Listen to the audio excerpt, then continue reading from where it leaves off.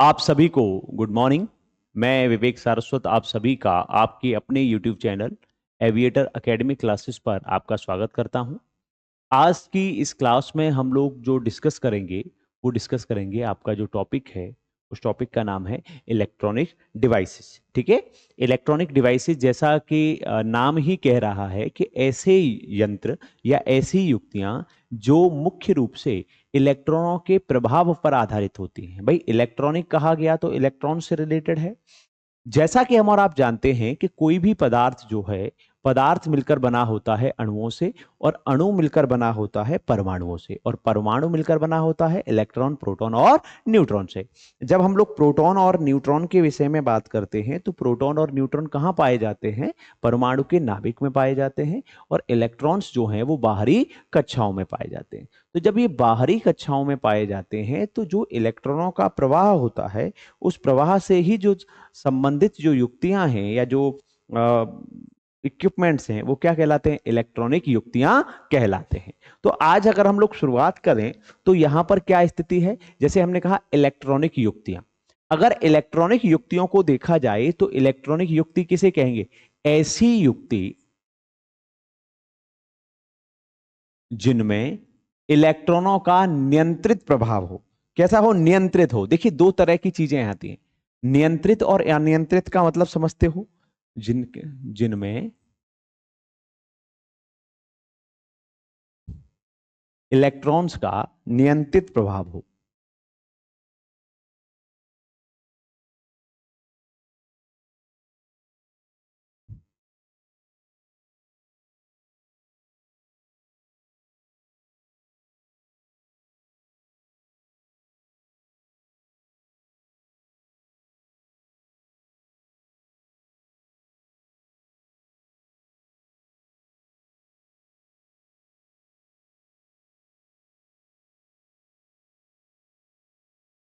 अर्थात ऐसी युक्तियां जिनमें इलेक्ट्रॉनों का नियंत्रित प्रभाव होता है क्या कहलाती हैं? इलेक्ट्रॉनिक युक्तियां कहलाती हैं। जैसा कि हम और आप जानते हैं कि आरंभिक समय जो था, जो आरंभिक काल था, उस आरंभिक काल में हम लोग इलेक्ट्रॉनिक युक्तियों में किसका प्रयोग करते थे? निर्वात नलिकाओं का प्रयोग करते थे। निर्वात नलिकाओं का प्रयोग करते। अब ये निर्वात नलिकाएं क्या होती थी? चलिए पहले तो जरा इसको समझते हैं। जैसे आपने देखा होगा ये जिसको कहते हैं वैक्यूम ट्यूब्स। क्या होता था? Vacuum tubes.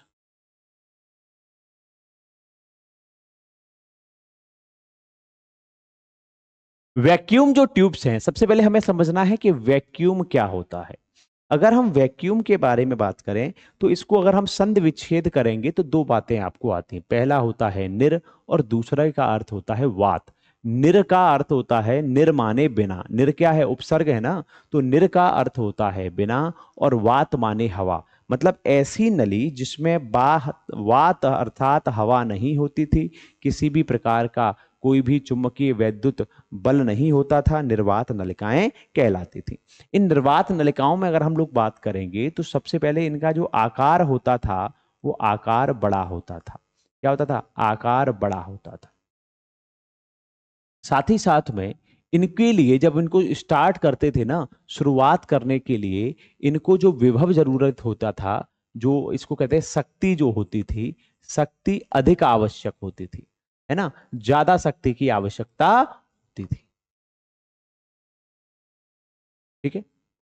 इसमें अगर हम लोग बात करें तो क्या होता है, जब आपको आकार आपका बड़ा होगा, आपकी शक्ति बहुत अधिक होगी, तो ऐसी स्थिति में आपका जो जीवन काल है वो जीवन काल क्या होगा? वो जीवन काल कैसा हो जाएगा? कम हो जाएगा। तो इनका जीवन काल कैसा होता था? कम होता था।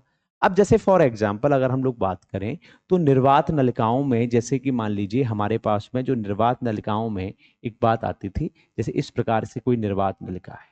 ठीक है। अब देखिए जरा, इसमें पहला जो इलेक्ट्रोड होता था उस इलेक्ट्रोड को क्या कहते थे? कैथोड कहते थे। क्या कहते थे? कैथोड। ठीक है जी। कैथोड कैसा होता था? ऋणावेशित होता था। ठीक है। दूसरा आपका होता था एनोड। क्या होता था? एनोड। और एनोड कैसा होता था? एनोड आपका धनावेशित होता था। बीच में हम क्या करते थे? हम सप्लाई इसको देते थे। जब सप्लाई देते थे तो इलेक्ट्रॉन्स जो हैं वो क्या होता था, इलेक्ट्रॉन्स मूव करने लग जाते थे फ्रॉम नेगेटिव टू पॉजिटिव। ये स्थिति इस प्रकार से हुआ करती थी। लेकिन इसमें एक नुकसान ये होता था, सबसे पहले तो बात ये होती है कि पदार्थ में स्वयं ही इलेक्ट्रॉन्स हैं, लेकिन यहां क्या होता था, इलेक्ट्रॉनों का उत्पादन किसके द्वारा होता था, इलेक्ट्रॉन का जो उत्पादन है या इलेक्ट्रॉन की जो नीड थी उस नीड को किसके द्वारा पूरा किया जाता था, तो इलेक्ट्रॉन उत्पादन जो है वो पूरा किया जाता था किसके द्वारा, कैथोड के द्वारा पूरा जो है वो किया जाता था। लेकिन यहां पर क्या होता था कि ये जो ट्यूब्स हैं, ये ट्यूब्स आपकी कांच की ट्यूब्स हुआ करती थी, इनका आकार कैसा हो जाता था, बड़ा हो जाता था, इनसे आने ले जाने में दिक्कत हुआ करती थी, जिसकी वजह से, और देखो इसीलिए आप देखेंगे कि जो सबसे पहले जो कंप्यूटर्स बनाए गए, इलेक्ट्रॉनिक कंप्यूटर्स है ना, या इलेक्ट्रोमैकेनिकल या हाइब्रिड प्रकार के जो कंप्यूटर्स बनाए गए, उनका आकार बहुत बड़ा था, है ना। जैसे आपने देखा हो पुराने टाइम पे जो टीवी हुआ करती थी, उस टीवी में हम लोग क्या यूज करते थे, CRT यूज करते थे उसको, जो टीवी का जो बड़ी सी ट्यूब टाइप की जो शेप होती थी, है ना, इस प्रकार से होती थी सामान्य रूप से शेप शेप है ना, ऐसे ही तो हुआ करती थी। तो ये जो शेप थी इसको कहते हैं CRT। CRT का मतलब होता है कैथोड रे ट्यूब। क्या होती थी, कैथोड रे ट्यूब, है ना। उसके लिए हम लोगों को क्या करना पड़ता था, अलग से अलमारी बनानी पड़ती थी जिसमें हमने उसको रखना होता था, या अलग से हम उसको डेस्क बनाते थे, डेस्क लेके आते थे, उसको रखना होता था। लेकिन अब उसमें क्या हुआ, लेकिन वर्तमान में अगर आप देखेंगे तो LCD चल गई है ना, लिक्विड क्रिस्टल डायोड। अगर वर्तमान में देखा जाए तो LCD है। LCD क्या होता है, लिक्विड क्रिस्टल डायोड। क्या होता है, लिक्विड क्रिस्टल डायोड, है ना। अब आपने देखा हो दीवार पे टंग जाती हैं टीवी, कोई जरूरत नहीं होती है, कोई अलग से जरूरी नहीं है LCD, है ना। होता है या नहीं होता, साइज जो है वो कम हो गया। तो ये जो है अगर हम लोग बात करें तो निर्वात नलिकाओं में सबसे पहले क्या होता था, जैसे आपका हो गया, अगर हम लोग इलेक्ट्रोड्स के विषय में बात करें तो इलेक्ट्रोड्स की स्थिति किस प्रकार से होती थी। जैसे यहां पर दो इलेक्ट्रोड हैं, तो दो इलेक्ट्रोड अगर कहीं पर हैं तो उसको कहा जाता था डायोड। क्या कहा जाता था, डायोड। देखिए डायोड का अर्थ होता है जिसमें दो इलेक्ट्रोड होते हैं, ठीक है। अगर हमारे पास में क्या हो जाते थे, डायोड से ट्रायोड बना, क्या बना, ट्रायोड। ट्रायोड किसको कहते हैं, ट्रायोड उसको कहते हैं जिसमें तीन इलेक्ट्रोड होते हैं, इलेक्ट्रॉन नहीं, इलेक्ट्रोड, ठीक है। इलेक्ट्रोड क्या है, ये जो कैथोड और एनोड की बात हो रही है इन्हीं को इलेक्ट्रोड कह दिया, इलेक्ट्रोड, तीन इलेक्ट्रोड।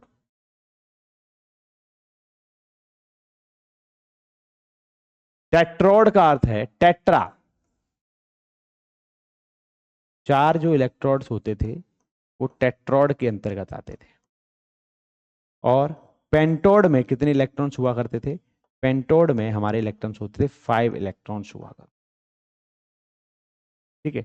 लेकिन धीरे धीरे क्या हुआ, धीरे धीरे तकनीकी ने विकास किया और सबसे पहले हमारे पास अर्धचालक खोजे गए। 1948 में हम लोगों ने ट्रांजिस्टर बनाया, और ट्रांजिस्टर को अगर आप देखेंगे तो इसके लिए किसको यूज किया गया, अर्धचालकों को यूज किया गया, जिसको कहते हैं सेमी कंडक्टर। क्या कहते हैं, सेमी कंडक्टर।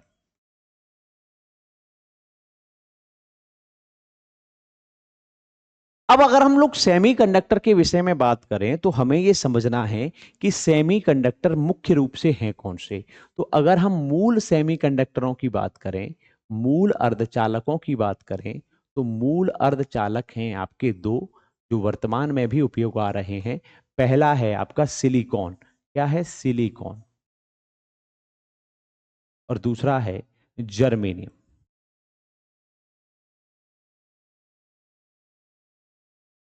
कौन कौन से हैं, सिलिकॉन,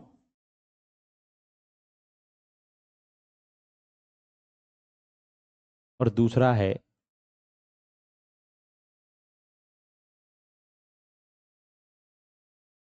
जर्मेनियम। तो दो प्रकार के सेमीकंडक्टर हमारे मूल रूप से हैं। पहला होता है जर्मेनियम और दूसरा होता है सिलिकॉन। कई बार क्लास 12th में आपसे पूछ लिया जाएगा कि बताइए इनमें से सेमी कंडक्टिव मटेरियल कौन सा है, या अर्धचालक पदार्थ कौन सा है। तो अर्धचालक पदार्थ कौन से हैं, सिलिकॉन और जर्मेनियम होते हैं। अब सबसे पहले हमें समझना है कि अर्धचालक होते क्या हैं। देखिए जैसा कि नाम कहता है, अर्ध का अर्थ होता है आधा, और चालक माने चालक, मतलब आधा चालक हो। कैसा हो? आधा कैसा है? चालक है। जब आधा चालक है तो आधा कैसा होगा? कुचालक होगा। तो सबसे पहले चालक को समझते हैं। देखो चालक क्या होते हैं, या जिसको कहते हैं कंडक्टिव मटेरियल, कंडक्टर। देखिए कंडक्टर के बारे में अगर हम लोग बात करें या चालकों के विषय में बात करें तो हमें यह समझना होता है कि ऐसे पदार्थ जिनमें क्या कहा जाएगा? चालक पदार्थ क्या होते हैं? ऐसे पदार्थ जिनमें ऊष्मा या वैद्युत धारा,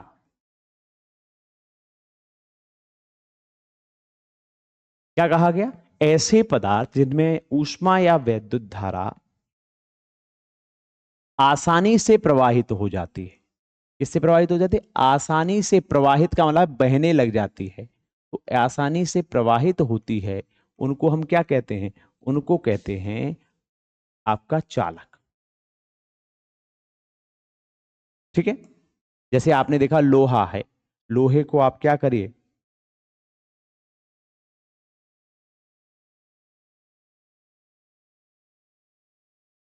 है ना, लोहा है। अब लोहे की स्थिति किस प्रकार से है? लोहे की स्थिति इस प्रकार से है कि लोहे में क्या होता है कि आसानी से धारा प्रवाहित हो जाती है। एक सिरे को आप करंट लगाइए, दूसरे सिरे में आपको प्राप्त हो जाएगा। ठीक है। अब जैसे हमारे पास आता है कुचालक, क्या कहा जाता है? कुचालक। कुचालक को कहा जाता है इंसुलेटर। क्या कहा जाता है? इंसुलेटर कहा जाता है। अब जिनमें आसानी से प्रवाहित हो जाती है वो क्या कहलाते हैं? चालक कहलाते हैं। और ऐसे पदार्थ जिनमें धारा आसानी से प्रवाहित नहीं होती, ऐसे पदार्थ जिनमें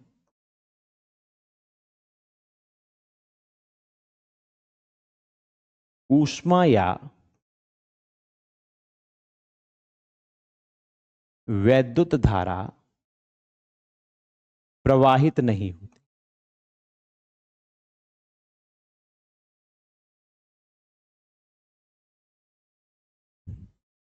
प्रवाहित नहीं होती है, क्या कहलाते हैं? कुचालक कहलाते हैं।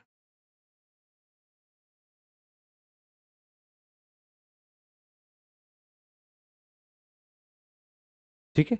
जैसे अगर आप लोग देखेंगे, जैसे यहां लिख दिया लोहा, लिख दिया कॉपर, लिख दिया, है ना, जैसे लोहा, चांदी, है ना, ये सभी क्या है? ये सभी कंडक्टिव मटेरियल है। और इसमें जैसे प्लास्टिक लिख दिया,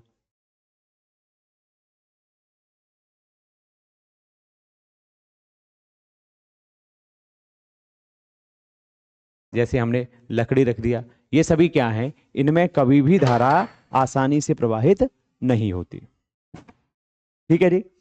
अब हमें समझना क्या है, तो अब हमारे पास स्थिति क्या आई है? हमारे पास स्थिति आई है अर्धचालक। अब अर्धचालक कहने का मतलब है आधे तो चालक हैं, और तो आधे चालक हैं तो आधा क्या होगा? कुचालक होगा। इसका मतलब है कि मुख्य रूप से हमें यह समझना है कि ऐसे पदार्थ जो चालक और कुचालक दोनों का गुण रखते हैं, क्या है? ऐसे पदार्थ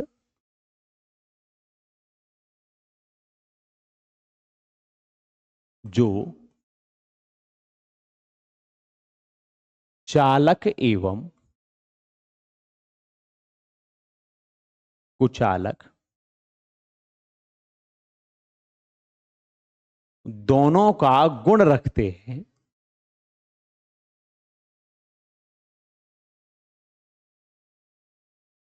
ऐसे पदार्थ हैं जो चालक और कुचालक दोनों का गुण रखते हैं। अर्थात हम ये कह सकते हैं कि आरंभ में क्या होते हैं? आरंभ में ये होते हैं कुचालक, है ना, और एक बिंदु के बाद में ये क्या हो जाते हैं? ये चालक हो जाते हैं। अब देखिए कैसे है, जरा उस पर हम लोग चर्चा करते हैं। तो सबसे पहले एक बात और समझते हैं।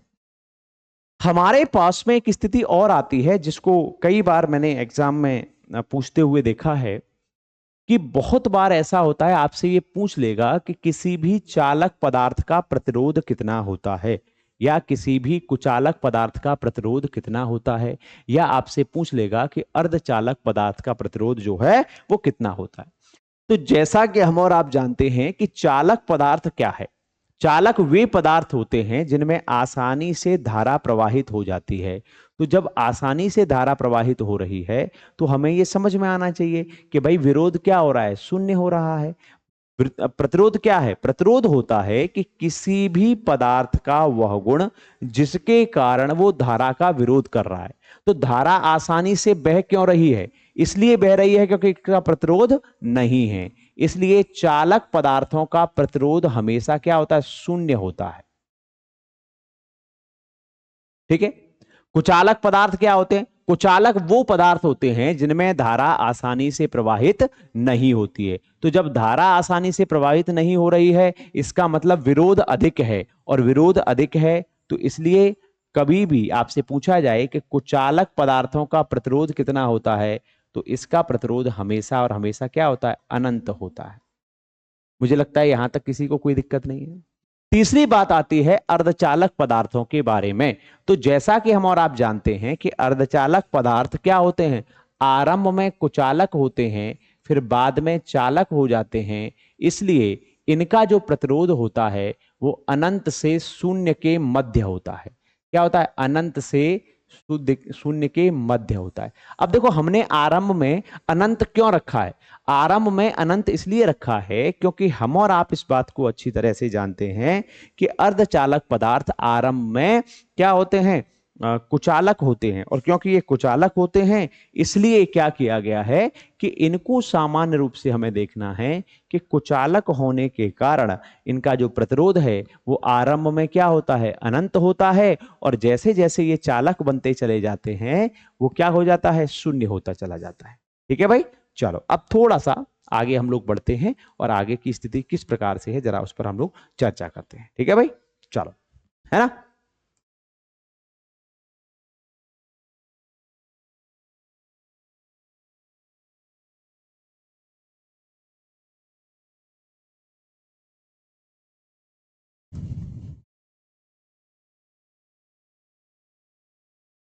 ठीक है, तो अगर हम लोग चर्चा करें तो हमने क्या देखा, हमने पढ़ा कि अर्धचालक पदार्थ क्या होते हैं। अर्धचालक पदार्थ वो पदार्थ होते हैं जिनमें,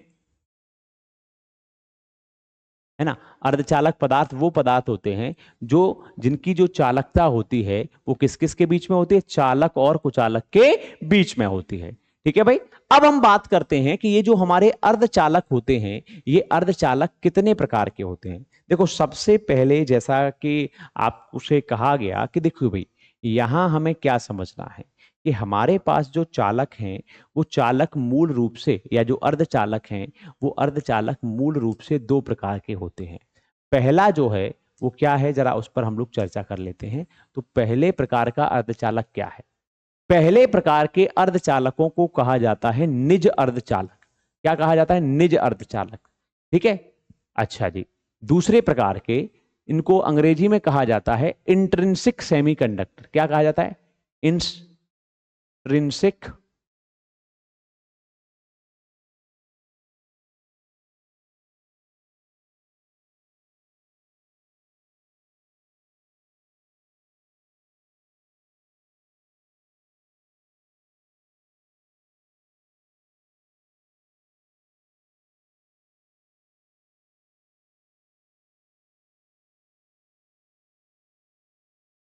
और दूसरा है एक्सट्रिंसिक।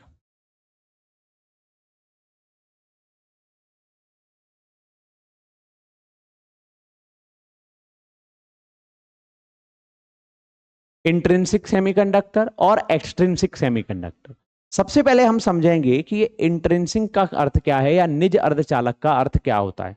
निज माने स्वयं, अर्थात ऐसे चालक पदार्थ जिनमें किसी भी प्रकार की कोई अशुद्धि नहीं मिलती है ना, जिसमें किसी तरह का कोई अपद्रव्य ना हो, अशुद्धि न हो, अर्थात शुद्ध अवस्था में पाए जाते हैं। तो ऐसे चालकों को या ऐसे अर्धचालकों को क्या कहा जाता है, ऐसे अर्धचालकों को निज अर्धचालक कहा जाता है।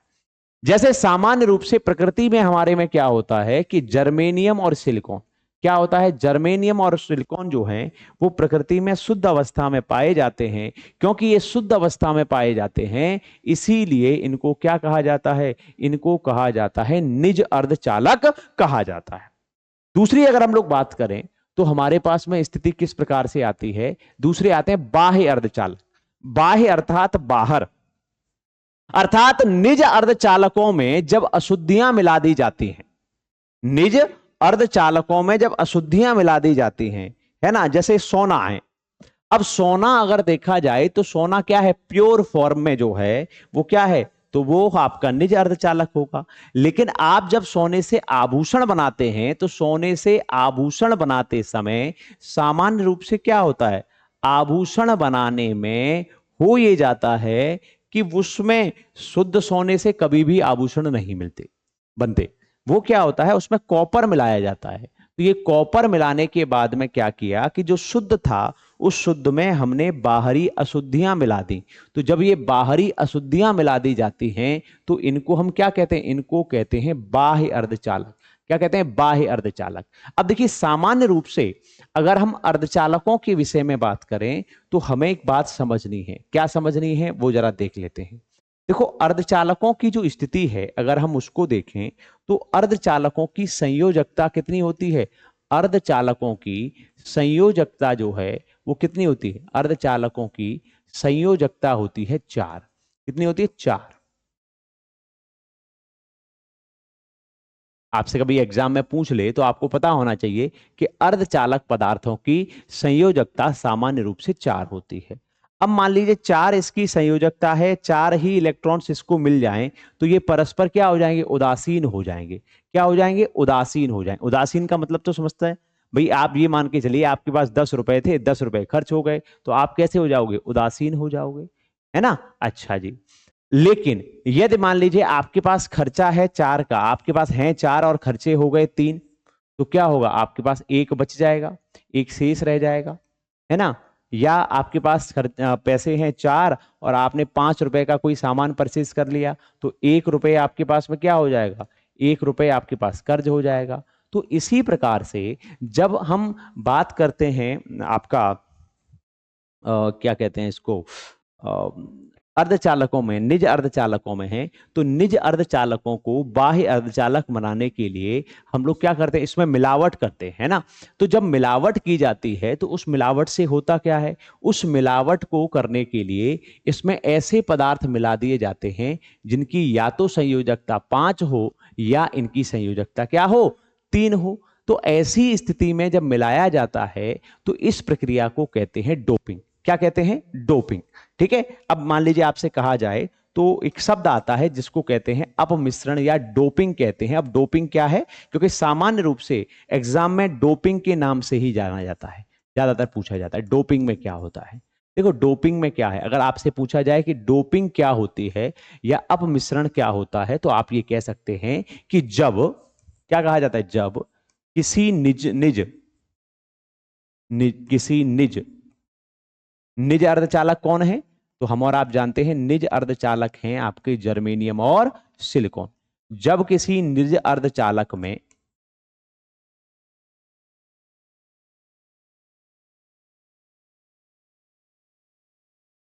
अशुद्धियां मिला दी जाती हैं,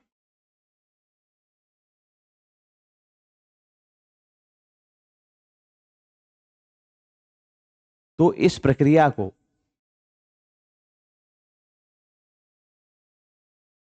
अशुद्धियां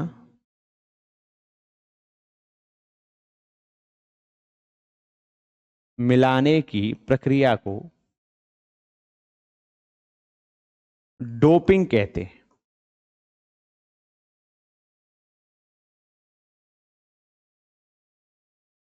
ठीक है। डोपिंग क्या है कि किसी निज अर्धचालक में अर्थात शुद्ध अर्धचालक में 3 या 4 संयोजकता वाले, सॉरी 3 या 5 संयोजकता वाले पदार्थ मिला दिए जाते हैं तो इसको हम क्या कहेंगे, इसको हम डोपिंग कहेंगे। अब देखिएगा, ध्यान से समझते हैं। हमने आपको 2 बातें बताई। पहली बात थी कि भाई आपकी संयोजकता 4 है, तो 4 संयोजकता है तो या तो ऐसा किया जा सकता है कि आपके साथ में 3 संयोजकता वाला पदार्थ जोड़ा जाए, या आपके साथ मिलाया जाए, या आपके साथ में 5 संयोजकता वाला पदार्थ मिलाया जाए। तो इस प्रकार से कि इसमें 3 मिलाया जा रहा है या 4 मिलाया जा रहा है, इसके आधार पर दो प्रकार के बाह्य अर्धचालकों का निर्माण होता है। पहला होता है एन टाइप के अर्धचालक और दूसरा होता है पी टाइप के अर्धचालक, है ना। जैसे कहा गया कि अर्धचालक मुख्य रूप से कितने प्रकार के होते हैं, अर्धचालक मुख्य रूप से 2 प्रकार के होते हैं। पहला होता है निज अर्धचालक, दूसरा होता है बाह्य अर्धचालक। पहला निज अर्धचालक और दूसरा बाह्य अर्धचालक। निज अर्धचालक शुद्ध अर्धचालक होते हैं, बाह्य अर्धचालक अशुद्ध अर्धचालक होते हैं। और ऐसी स्थिति में क्या होता है कि बाह्य अर्धचालकों में जो मिलावट की जाती है, इस मिलावट करने की प्रक्रिया को क्या कहते हैं, इस मिलावट करने की प्रक्रिया को कहा जाता है डोपिंग कहा जाता है। क्या कहा जाता है, डोपिंग कहा जाता है। जब डोपिंग कहा जाता है तो इसमें सामान्य रूप से 2 बातें बताई थी, या तो 4 संयोजकता जो कि अर्धचालकों की होती है, इसमें 3 संयोजकता वाला पदार्थ मिला दिया जाए, या 5 संयोजकता वाला पदार्थ मिला दिया जाए। अब देखिए सामान्य रूप से क्या स्थिति है, जरा उस पर हम लोग चर्चा करते हैं। जैसे आपसे कहा गया कि हमारे पास स्थिति कैसे है, सुनिए जरा। हमारे पास मान लीजिए स्थिति इस प्रकार से है कि हमने क्या किया, जब किसी शुद्ध अर्धचालक कौन सा है, जर्मेनियम या सिलिकॉन। क्या है, जर्मेनियम या सिलिकॉन है। जब जर्मेनियम या सिलिकॉन, और जैसा कि हम और आप जानते हैं जर्मेनियम और सिलिकॉन की जो संयोजकता होती है, वो संयोजकता कितनी होती है, 4 होती है। कितनी संयोजकता होती है, 4 होती है।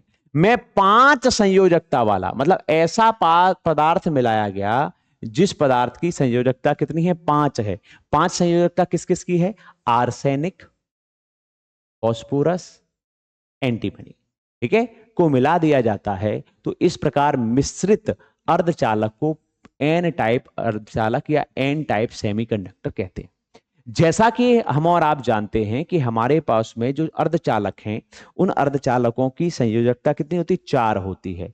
और हमें 5 संयोजकता वाला क्या बना दिया गया, एक पदार्थ मिला दिया गया। तो ऐसी स्थिति में क्या होता है, ऐसी स्थिति में हमारे पास में जो इलेक्ट्रॉन्स होते हैं, वो इलेक्ट्रॉन्स अगर देखा जाए तो मुक्त हो जाता है, ठीक है। जैसे फॉर एग्जांपल यहां पर हमने क्या कहा, यहां हमारे पास सिलिकॉन है। क्या है, सिलिकॉन है ना। अब देखिएगा सिलिकॉन है हमारे पास, तो सिलिकॉन में अगर आप देखेंगे तो यहां स्थिति क्या हुई, इसकी संयोजकता कितनी है, तो इसकी संयोजकता देखी जाए तो इसकी संयोजकता 5 होती है।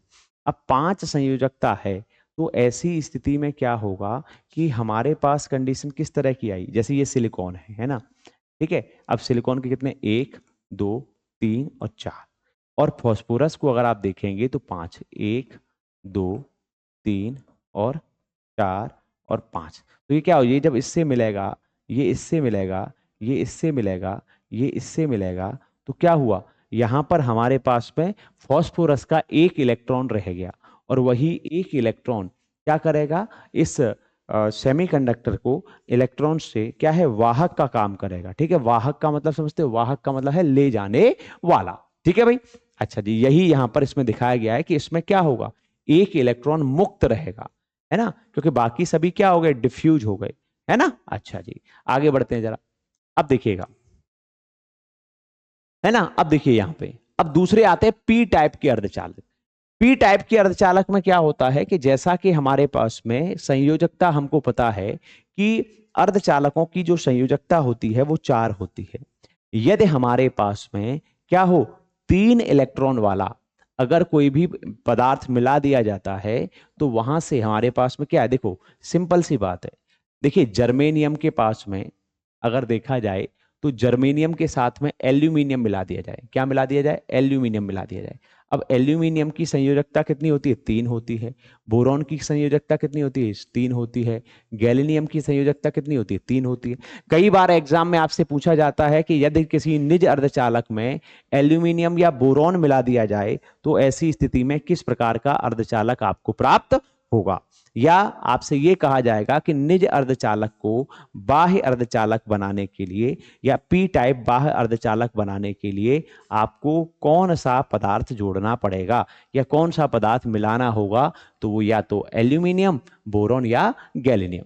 अब देखिए जरा, जैसा कि हम और आप जानते हैं इसकी जो संयोजकता है, मान लीजिए जर्मेनियम है, अब जर्मेनियम की संयोजकता कितनी है, 1 2 3 और 4 है ना। अब हमने बोरॉन को मिलाया, बोरॉन कितना, 1 2 और 3, तो क्या हुआ, 1 2 और 3, तो हमारे पास क्या बचा, ये बचा। तो ये स्वयं का है, स्वयं का है इसलिए पॉजिटिव। तो जो पॉजिटिव होता है उसको कहते हैं कोटर, क्या कहते हैं, कोटर कहते हैं। और जो नेगेटिव है उसको कहते हैं इलेक्ट्रॉन्स। ठीक है, तो अगर हमारे पास में क्या बच रहा है, हमारे पास में किसी भी सेमीकंडक्टिव मटेरियल का एक भाग बच रहा है, एक इलेक्ट्रॉन बच रहा है, तो उसको कहेंगे कोटर। और अगर किसी का बाहर से आ रहा है तो उसको कहेंगे आप क्या, इलेक्ट्रॉन्स कहेंगे। ठीक है, अब इसमें दो बातें आपने शायद देखी होंगी, एक होता है बहुसंख्यक और दूसरा होता है अल्पसंख्यक। देखिए जैसा कि नाम कहता है, बहु, बहु माने अधिक, जिनकी संख्या अधिक है वो बहुसंख्यक और जिनकी संख्या कम है वो अल्पसंख्यक। जैसे उदाहरण के लिए हिंदुस्तान में हिंदुओं की संख्या जो है वो लगभग जो है 110 करोड़ के आसपास है। ठीक है, और यही मुसलमानों की संख्या जो है वो लगभग 30 करोड़ के आसपास है। तो अगर हम लोग क्या देखेंगे तो यहां पर अल्पसंख्यक कौन है, किसकी संख्या कम है, या जैसे क्रिश्चियन है, या जैसे बौद्ध हैं, जैसे जैन हैं, इन सभी की, पारसी हैं, इन सभी की संख्या बहुत कम है, इसलिए इनको क्या कहा जाता है, अल्पसंख्यक कहा जाता है। अल्प माने थोड़े, है ना। तो अगर मान लीजिए इलेक्ट्रॉन बच रहे हैं तो अल्पसंख्यक क्या होंगे, आपके कोटर होंगे। और अगर कोटर बच रहे हैं तो इसका मतलब अल्पसंख्यक क्या होंगे, इलेक्ट्रॉन्स होंगे, है ना। जिसकी संख्या कम होगी वो अल्पसंख्यक और जिसकी संख्या ज्यादा होगी वो बहुसंख्यक कहलाते हैं। ठीक है, अब देखिए जरा, जैसे फॉर एग्जाम्पल, अब इस बात को भी थोड़ा सा समझ लेते हैं। जैसे हमने कहा एन टाइप का अर्धचालक है, अब एन टाइप का अर्धचालक है तो N stands for negative. N क्या होता है, नेगेटिव होता है। तो जब नेगेटिव होता है तो इलेक्ट्रॉन क्या होंगे, इलेक्ट्रॉन आपके कैसे होंगे, बहुसंख्यक होंगे। पी टाइप का अर्धचालक है तो कोटर बहुसंख्यक होंगे, है ना। अब देखिए सिंपल सी एक बात समझ लो, इसमें कोई वैसी टेढ़ी बात है नहीं। देखो भाई, जहां पर एन टाइप का सेमीकंडक्टर है, एन फॉर नेगेटिव, तो इलेक्ट्रॉन्स क्या होंगे, इलेक्ट्रॉन्स होंगे बहुसंख्यक। क्या होंगे, बहुसंख्यक, है ना। और अगर इसमें से कोटर क्या होंगे, कोटर, कोटर क्या कहलाएंगे, अल्पसंख्यक कहलाएंगे। अगर पी टाइप का है, पी फॉर पॉजिटिव, तो कोटर क्या होंगे, बहुसंख्यक होंगे। और इलेक्ट्रॉन्स क्या होंगे, इलेक्ट्रॉन्स आपके अल्पसंख्यक होंगे। तो मुझे लगता है इसमें तो कोई कंफ्यूजन वाली बात ही नहीं है। ठीक है, चलो आगे बढ़ते हैं। अब हम लोग थोड़ा सा आगे बढ़ते हैं और आगे की स्थिति क्या है। पी टाइप के अर्धचालक में जो अपद्रव्य मिलाया जाता है उसमें एक इलेक्ट्रॉन रिक्त होता है, उसे कोटर कहते हैं। कोटर बिल्कुल इलेक्ट्रॉनों की तरह होते हैं। देखो होते तो कोटर इलेक्ट्रॉन ही है लेकिन वो धनावेशित होते हैं। देखो स्वयं का है, ठीक है, स्वयं का है तो धन है। मेरे पास में पैसा है, मेरे पास 100 का नोट है तो मैं धनावेशित हूं, लेकिन मैंने आपसे 100 रुपए लिए हैं तो मैं ऋणावेशित हूं, है ना। है तो 100 रुपए, इसलिए जो इलेक्ट्रॉन स्वयं का बच जाता है उसको कोटर कहते हैं और दूसरे का बच गया तो उसको इलेक्ट्रॉन कहते हैं। अब बात आती है, जैसा हम लोग अगर बात करें तो अब हमारे पास स्थिति आती है पीएन संधि डायोड की। ठीक है, तो मुझे लगता है यहां तक की क्लास आपको समझ में आ गई होगी। नेक्स्ट क्लास में हम लोग चर्चा करेंगे पीएन संधि डायोड की। आपको क्लास कैसी लगी ये आप जरूर बताएं। आपकी कोई समस्या हो तो आपकी स्क्रीन पर जो ये नंबर चल रहा है 7505123688, आप इस पर हमें क्या कर सकते हैं, कॉल कर सकते हैं, आप हमें मैसेज ड्रॉप कर सकते हैं, उसकी समस्या का भी समाधान कर दिया जाएगा। थैंक यू, मिलते हैं आप सभी से नेक्स्ट क्लास में। Thank you.